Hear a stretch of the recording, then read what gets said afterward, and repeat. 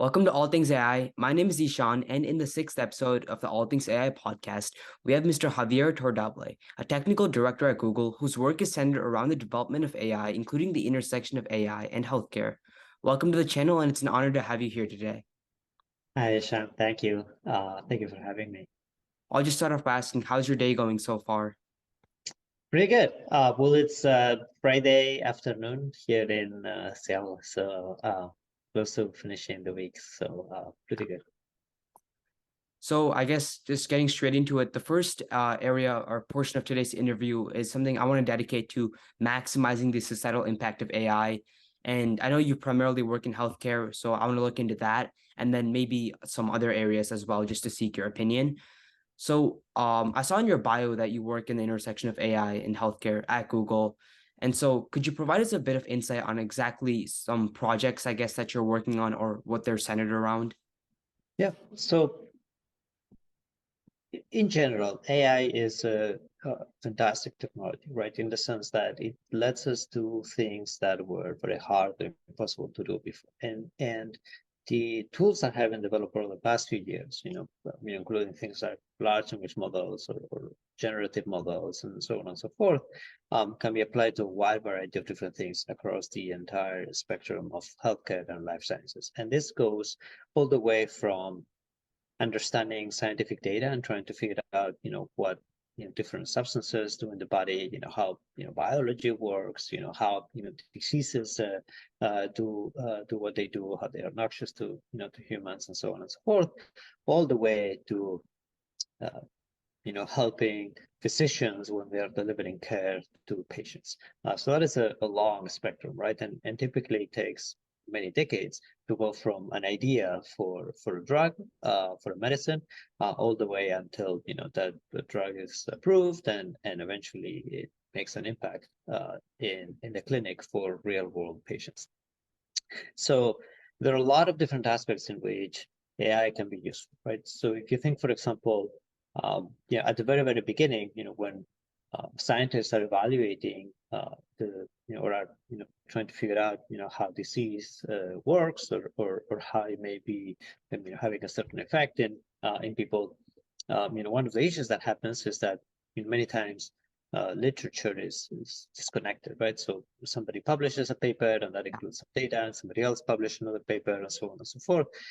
And the amount of literature that is being published is growing tremendously by the day. So there are, I think on PubMed, for example, which is the main database for scientific papers in healthcare, there are about 1 million papers that are published every year. So that's about a paper every 2 minutes.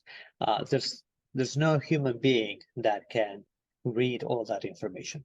So if somebody is a scientist interested, for example, in colon cancer, there may be literally thousands and thousands of papers being published there. So one thing that is interesting is, well, can we use some of these new AI techniques that have been developed over the past few years, including large language models, to process that stream of papers and try to extract the most important information?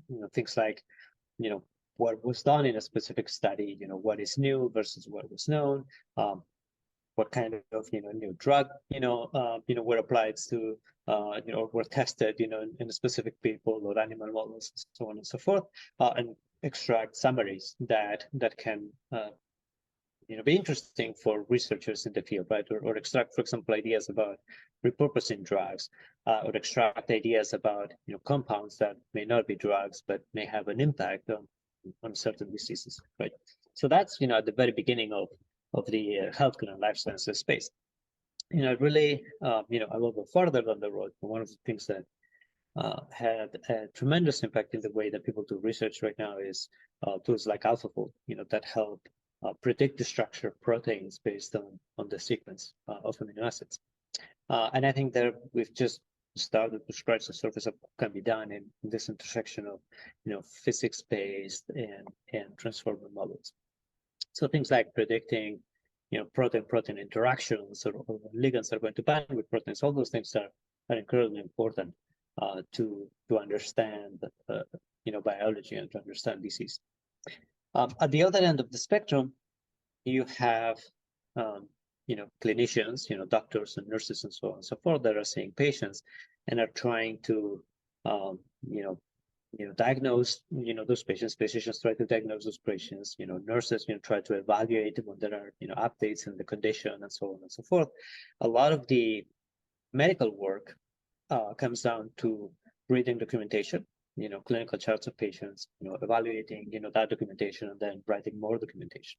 Well, that's one of the things that large language models, for example, are very good at doing, right? Like they can read and extract information and they can generate information from scratch. So when we when we think about, well, how could these things could be applied, there are a lot of different ideas, right? Including summarizing the most important information to save time for the physicians. It could be generating information that is maybe a little bit repetitive, which is actually one of the problems that happens in EHRs. A lot of information is not, as structured, as clean as it could be.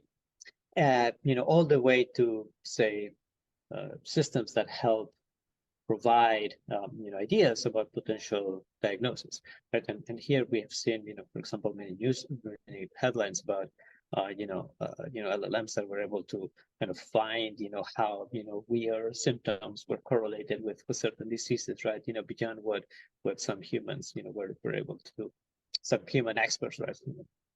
Physicians. So I think the spectrum of opportunities is massive, right? It's just a matter of which of these opportunities are more realizable today, right, versus later with the technology that we have available right now. I guess on that note, I guess connecting to like the papers, like summarizing papers that are like, I guess, synthesizing information that LLMs can help with. I guess when I started my lab research, that was one thing that I did, just learning about like the problem that I was going to deal with and like, I guess, endeavor to tackle. And then it was a tedious process, but taught me a lot. So I think I definitely see like the potential that you're talking about when it comes to AI models, like perhaps helping researchers, I guess, understand material and synthesize it in a faster way. And then I guess the other thing with LLMs is there needs to be a lot of data, if I'm correct about that, because you can't have a little amount of data and release like huge AI bots. So I guess, do you think that's possibly the biggest hurdle that LLMs, or I guess the development of LLMs face, is like the sheer amount of data that you need to train them? Well, when you look at the way that these models were developed, you know, the main thing that unlocked the ability to create really powerful large language models is the fact that we can train on vast amounts of data. So when people build textual models, 5 years ago, um, including techniques such as recursive neural networks or long-term memory networks, the main problem was that these types of neural network architectures didn't scale very well. So it was very hard to feed them really large amounts of data. And many times, that data had to be, labeled data. With transformer architectures, we can use much larger data sets, and we can use them because we don't need those data sets to be labeled, right? We can use unsupervised training and then feed essentially the entire content of the internet to some of these networks. So, so this ability to feed, literally trillions and trillions of samples to a network is what enabled building really large, very complex, very powerful large language models. Now, given that we have those models now, I think maybe the equation changes a little bit, and I don't think the issue is whether we have access to really large data sets or not, right? Because once we have those foundational models, they can be repurposed to different tasks with relatively modest amounts of data. So if we had a large language model, for example, that is very good understanding text and understanding, syntax, understanding, knowing all sorts of facts about the world. And then we have a small data set, with thousands of, clinical charts, for example, and we teach that model to summarize that clinical chart. Then what we would find is that because the original model was already trained on a very large data set, we don't need that much data to fine tune that model or to create a version of the model for a specific task. So, for example, for understanding scientific papers, right, in a specific domain, right, like we could get maybe just a few thousand papers and a little bit of labeled data about those papers, and then take a model that was trained on that much larger data set, and we'll probably get pretty good results. So I would say these days, somebody that is leveraging foundational models probably doesn't need as big of a data set as they would need just a few years ago. That makes sense. I guess the next thing is, I guess, connecting back in a way to like large language models, but then again going into like healthcare, like because like the way I think of it is when you develop something in healthcare, like healthcare AI, and you put it out in the real world, it's dangerous, right? Because you're endangering like a patient's life potentially if it's something that like does like an early diagnosis. And so like I guess I myself have been working on such projects, but obviously they've been tested on like a science fair type thing, not in like a real world. So potentially, how far do you think we are from seeing like something like an AI model that researchers create being applied in the real healthcare world to diagnose or even like act as like a surgeon or something like that, for example? Well, I think it's important to differentiate reality from hype, right? So, healthcare is an interesting area because the responsibility is much higher than in other, aspects, right? When somebody is, creating a meme, right, or creating images, to include in a presentation, the potential danger is very small. Yeah. Uh, but when somebody is trying to process healthcare data or trying to come up with ideas for a potential diagnosis for a patient, the potential is very, very different. So, there is, I would say, there are a lot of things to keep in mind. One of them is, uh, you know, AI models or products that incorporate AI models within healthcare need to be developed very carefully, including all sorts of, requirements, approvals and so on and so forth, and that are very strict approval processes.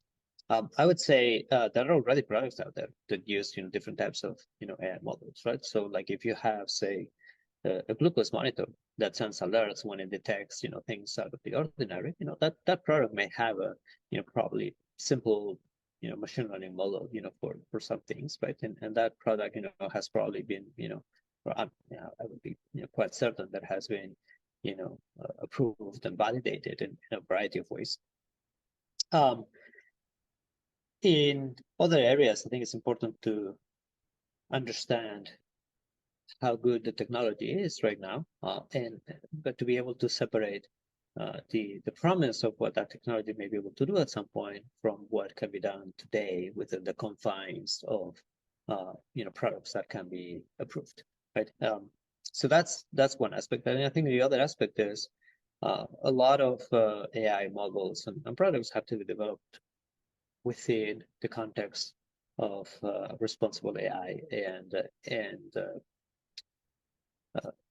incorporating a variety of different things that make sure that there are no issues that come up from the application of this type of system. So, for example, making sure that the model was trained on data that reflects the distribution of the population in which it's going to be used, for example, right? Or that a model that uses data coming from say human evaluations, that those humans, for example, satisfy a certain series of diversity, requirements, right, that will represent, the population in which it could be used, and so on and so forth.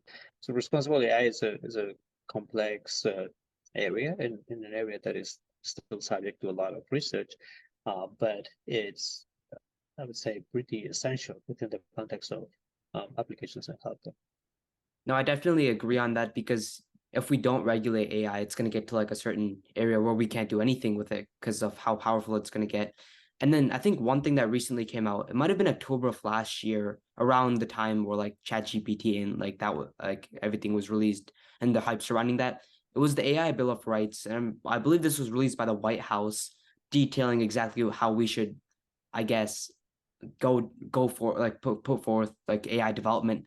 So in essence, I was wondering if you think we're seeing enough regulation, I guess, regarding AI in healthcare and I guess in any AI in general, or if we need something much stricter than we currently have.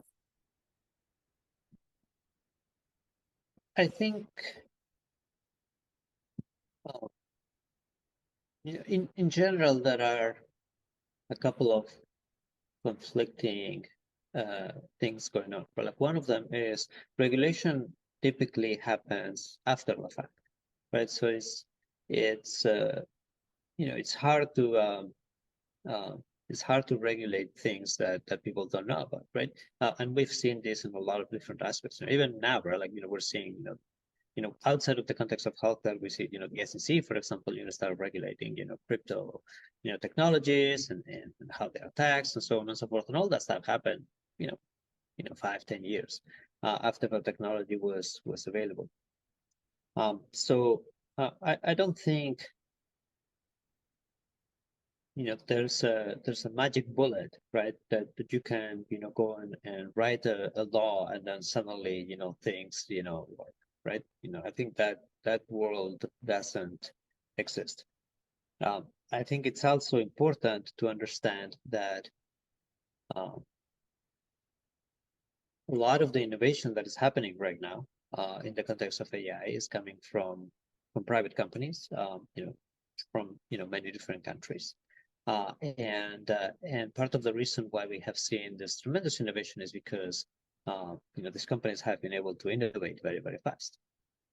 So I think there is a tricky balance between being able to innovate fast and try different things and evaluate what works and what doesn't work, and uh, doing that responsibly in a way that kind of enables the technology to be useful for day-to-day practical purposes, right? And I don't know if anybody has actually figured out what the right trade-off within that spectrum is.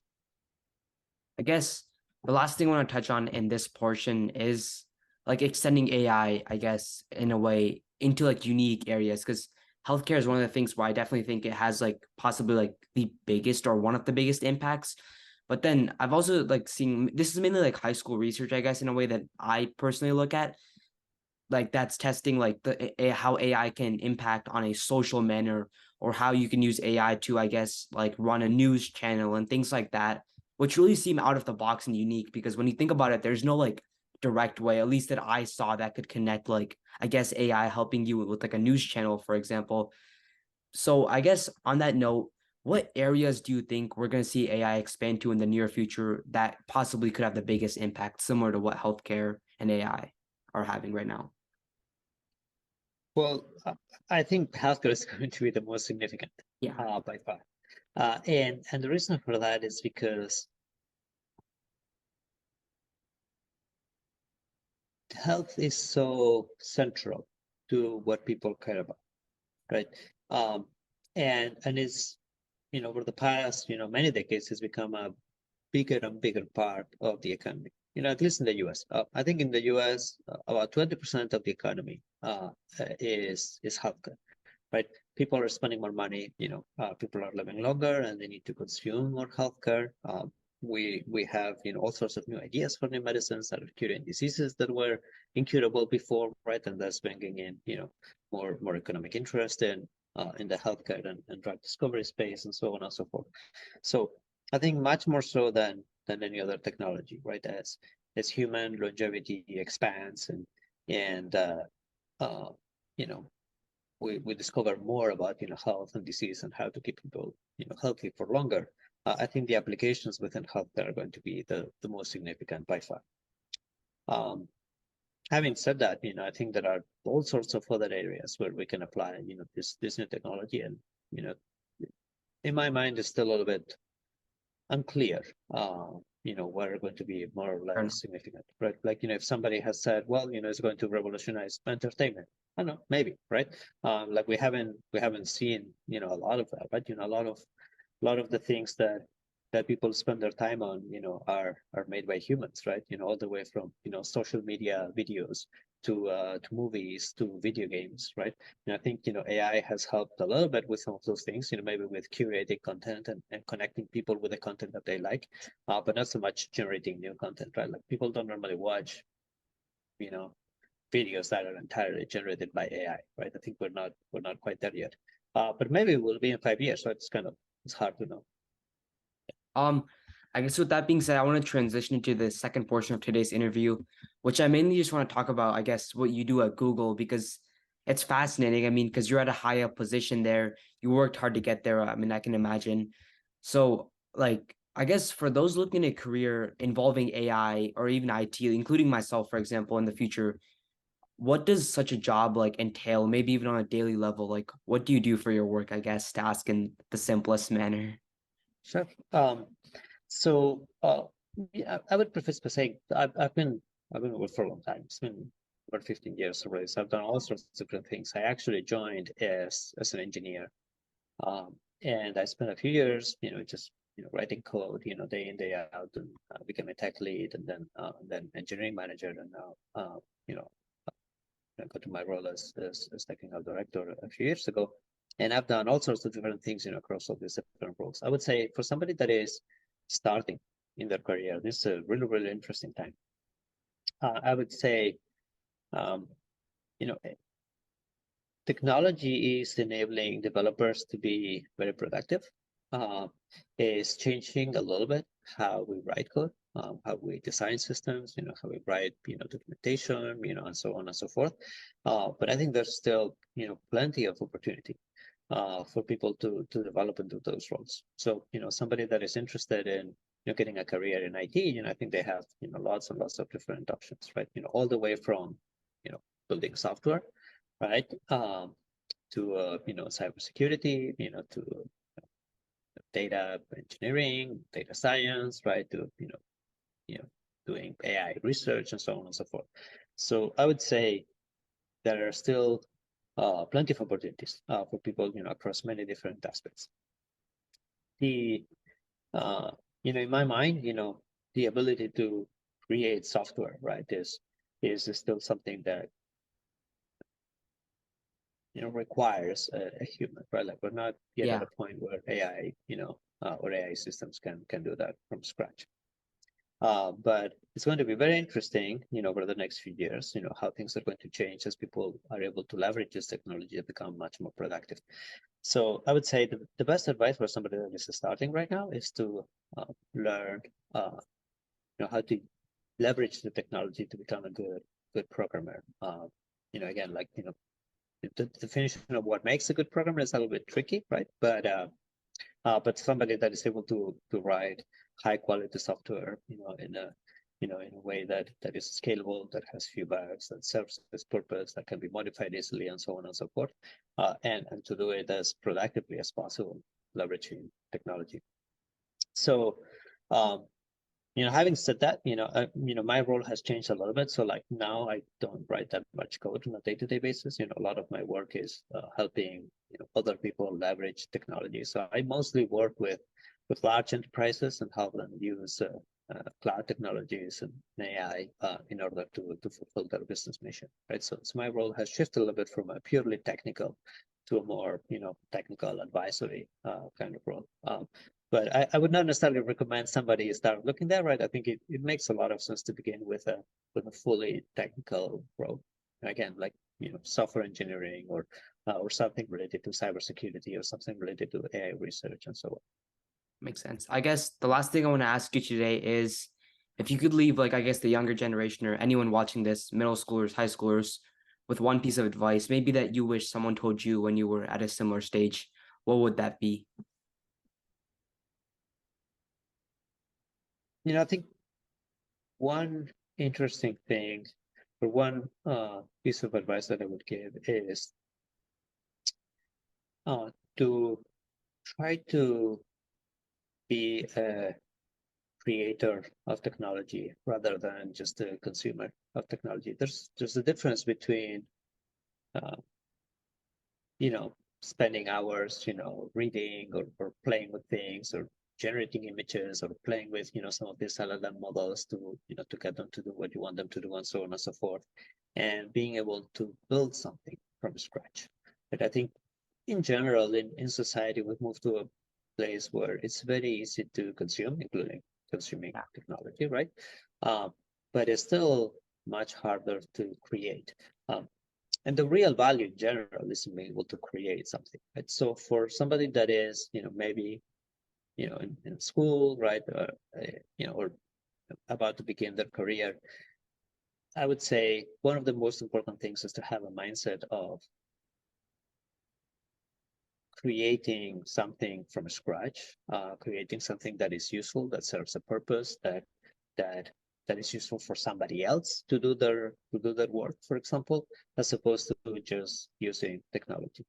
So, um, and once somebody has that mindset, it's very easy to see opportunities everywhere, right? Somebody may have an issue, like creating a schedule, right? Well, somebody could go and write a little program that creates that schedule, or somebody else may be thinking, well, if only I had a way to, automatically send marketing emails to my, little business, right? It's easy then to go and create a tool for them or whatnot. The thing that is a little bit harder is to make that switch between being a consumer of technology to being a creator of technology. So I would say, uh, my advice would be to think about how to how to build technology, how to build tools, how to build products that help people, do their job. Well, I guess that's all for today. Thank you so much for joining me, and I hope you have a great rest of your day. Thank you very much, Ishan. It was my pleasure. And for anyone watching this, make sure to leave a like, subscribe, and share this with your friends. Thank you.